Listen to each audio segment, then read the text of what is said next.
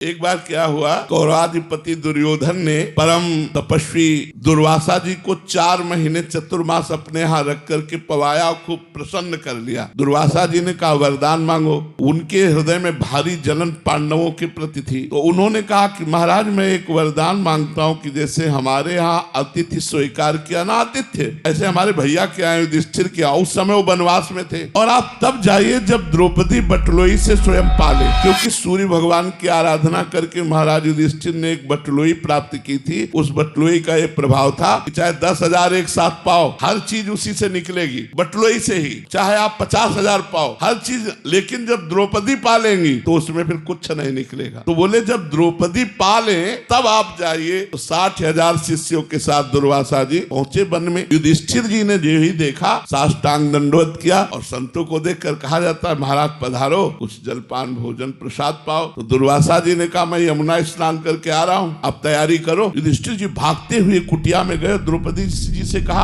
आपने बटलोई में पा लिया? बोले हाँ, वो तो धो के रख दी। मूर्छित हो गए, युधिष्ठिर जी मूर्छित हो गए। अब देखिए इतने महाभागवत हैं, मूर्छित हो गए। द्रौपदी जी ने आकर उनको क्या बात हो गई, मेरे पाने की बात सुनकर आप मूर्छित क्यों हो गए? अरे बोले 60,000 शिष्यों के साथ दुर्वासा ऋषि पधारे हैं, आतिथ्य के लिए निमंत्रण दे दिया है, यदि उनको नहीं पवाते तो साप दे के जाएंगे वो, अब क्या होगा? तो द्रौपदी जी ने कहा तुम्हें सूर्य प्रदत्त बटलोई पर विश्वास है, श्री कृष्ण पर नहीं। ये खास बात पकड़िए। द्रौपदी जी का चीरहरण हो चुका था, उस समय उन्होंने देख लिया था, इसलिए पूर्ण विश्वास श्री कृष्ण पर हो गया था। उन्होंने कहा तुम्हें एक बटलोई पर विश्वास है सूर्य प्रदत्त, लेकिन भगवान श्री कृष्ण पर विश्वास नहीं, आप प्रसन्न रहिए। और कहा हे कृष्ण, देखा सामने से पीताम्बर फहराते हुए आए। कहा द्रौपदी बहुत भूख लगी है। बोले समस्या पे समस्या तो इसी बात की है, 60,000 शिष्यों के साथ दुर्वासा ऋषि आए, हमने बटलोई में पा लिया। तो भगवान ने कहा बटलोई लाओ, और उससे एक शीत चिपका हुआ निकला साग का, और जे ही मुख में डाला पूरा विश्व तृप्त हो गया। जे ही भगवान ने पाया